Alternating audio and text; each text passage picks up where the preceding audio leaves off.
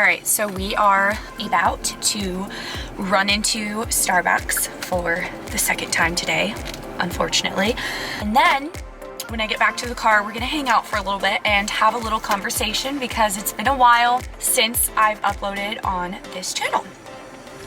Hello, welcome back to my channel. We're gonna do a Q&A today. I'm going to just go through, I have a handful of questions I've hand selected because I've been really bad at responding to my comments. So I've screenshotted a handful of questions from you guys. I'm using my leg as a stand for this camera, so I hope it's not too shaky for you. If it is, just like set the phone down and don't look at it, just listen.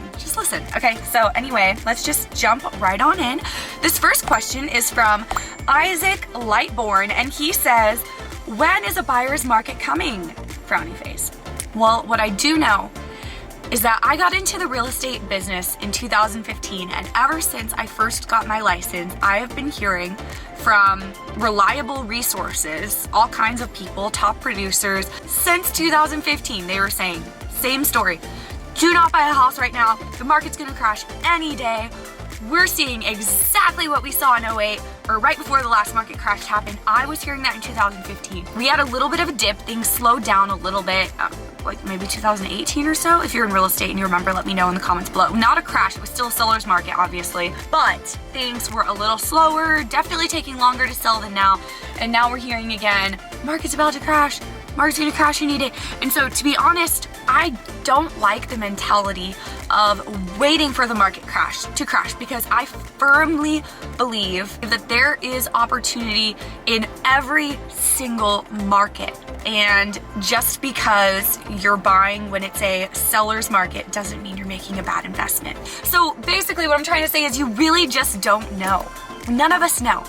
And I watch so many videos and read so many articles about the real estate market and what's gonna happen. They're all very believable.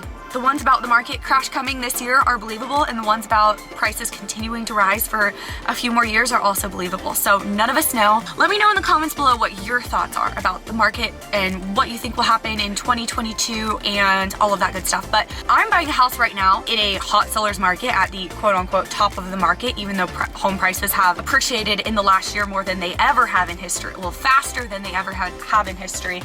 And I feel very confident about it being a good investment, and there's a number of reasons why. So I think that there is opportunity in every market, and you gotta do what's best for you. Anyway, let's just move on to the next question. Okay, the next question is from Kylie Murick. She says, why does it take so long to get your first paycheck and then get better as the years go on? I'm a teacher, but looking into other options. So I think what she's referring to is when people say, like, when you first get into real estate, you need to have a good amount of like reserves for living off of and paying your bills and all that, because it takes a while to start making money. And then the longer you're in the business, the easier it gets and the more it kind of flows. And the reason is because, well, first of all, once you get your license, it takes a while to get people to start trusting you. It just takes a while to kind of like build that momentum. Also, once you do, like say you get a listing, you're gonna have to wait for it to get an offer, and then you're gonna have to wait for it to close. If it does close, you're gonna have to wait for the escrow period. So there's just a lot of waiting involved. So that's kind of like a short answer to that question. Okay, next question is from Ashaka Black. She asks, would you say it's better to use your real estate license to do leasing for your apartments or to try and sell house property? I only ask because it seems like with leasing, you will have a guaranteed money hourly. For real estate, you only get money through commissions. Am I right? You are right. In the state of Oregon, you can't hang your license.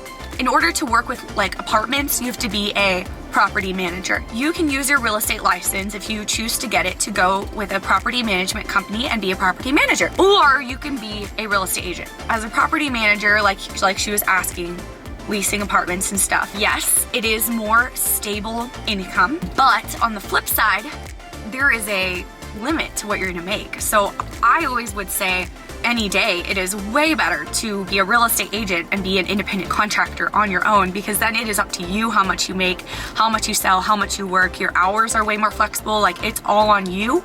It'll take longer to get started, to start making money, whatever, just like every other business, it takes time. But so yeah, I guess it just depends on one, like what your goal is. If you want that like type of job, if you want to work for someone and you want, like, you're interested in property management, then that would probably be the better option for you. But if you aren't only doing it for like the security reason, then I would say real estate's better, because at the end of the day, you'll make a lot more money. I hope I explained that well. Okay, Sarah Gann asks, this is something I really want to do. And she's talking about being a realtor. I have 2 small children, 10 months and 3 years. Is this a job you can be successful at while you have babies that you stay home with? My answer is yes. I think everyone's circumstance is different. I know realtors that do it and do a great job at it and live good lives, but what they do is they will generally just have to schedule their appointment after work hours when their husbands are home to stay with the kids, or on weekends. And I've seen plenty of other agents do that and do it well, and I don't think there's anything wrong with that. Okay, next question. How do real estate agents feel about wholesalers? Mike Rocha asks. Let me know, and I'll let you guys answer that. If you're an agent, how do you feel about wholesalers? Let me know in the comments below. Okay, next question. Ryan West asks, can you represent buyers outside of the state that you're registered in? No, you can't represent buyers outside of the state that you're licensed in. You have to be licensed in the state that you're practicing. But one thing you can do is you can send buyers to, like, if there's an agent in, let's just say California and you're in Oregon, or let's just say, because I just did this, I have a client who sold their property here in Oregon and moved to South Carolina. Obviously, I couldn't represent them in South Carolina because I'm not licensed there. I was able to find a really great agent with our company's relocation referral network. I was able to find a great agent who was able to represent them and then get a referral fee from that. Carl1011 or 1001 asks, if you want to be a real estate agent in another state, do you need to move there first before doing the schooling aspect of getting licensed? No, you don't need to move there because, well, if you're doing it in person, you do, but I'm pretty sure every state, correct me if I'm wrong, but I'm pretty sure every state has online schooling options. So you should be able to do online schooling wherever it is that you're wanting to move to, and do that before you live there. Next question is from Daniel S. So let me get this straight. Real estate agents charge around 7 to 9% for whatever home they sell. For example, let's say you sell a home valued at $450,000. You are taking $31,000 to $40,000 from the homeowners, even if the agency takes half. All caps. Do you really think your work is really worth it? These are the biggest thieves in the market. Absolutely pathetic. I've never heard of an agent charging 7 to 9% for commission. Any of you guys do that? Let me know how. That's impressive. But I've never heard of that. Usually 5 to 6% is pretty standard where I'm at least. You could always get your license and see if you change your mind afterwards. There's a lot more back-end work that people don't really see at what's going on. So it's not necessarily what a lot of people think. Okay, next question. Are your leads solid that are coming from your YouTube channel? Yes. My leads that I get, every lead I've ever had from YouTube has been the most solid lead. I don't have to do any follow-up. I don't have to do any converting. They're already like set on working with me. It is the easiest leads I've ever had. Next question. What is your other YouTube channel name? Okay, so we have 2 other YouTube channels besides this one. I believe it's called Home with Mariah Vetras Crawford, where we post a lot of videos that we want our clients to watch because it just makes the process go a lot smoother for them. These are all things on this channel that I want my clients to know up front, because they know all these things ahead of time. Then it saves a lot of steps. It saves us a lot of explaining. It just really helps explain and break down like a lot of things about buying and selling in detail. And I really do believe that it helps our clients' process go smoother, having access to these videos before and during and like while they're starting their process. And then the other channel is Real Estate with Mariah and Spence. If you haven't already, go subscribe over there too. We post there every single Wednesday without fail, because it's also a radio show and a podcast as well. So we have longer videos. They're more like 20-minute videos over there usually, and we talk about everything regarding real estate. We just did a show where we answered actually a lot of your guys' questions from this channel. What do you put in your coffee? I just like that question because I love coffee.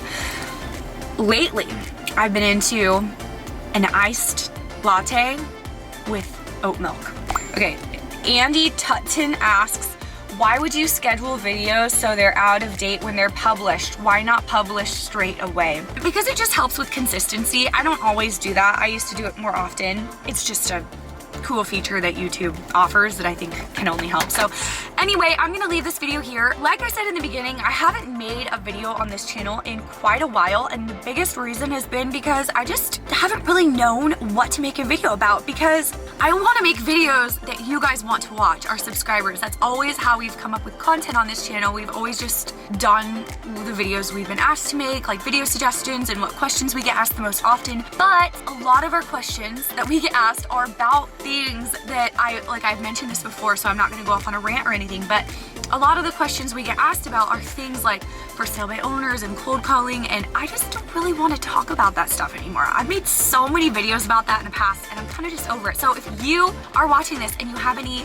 video suggestions or questions, no matter what they are, leave them in the comments below. And also, if you are a realtor and you live in another state outside of the state of Oregon and you have a client, friend, or family member relocating to our area, send them our way. I would love to give you a referral fee. Hit the thumbs up button, and I'll see you next time.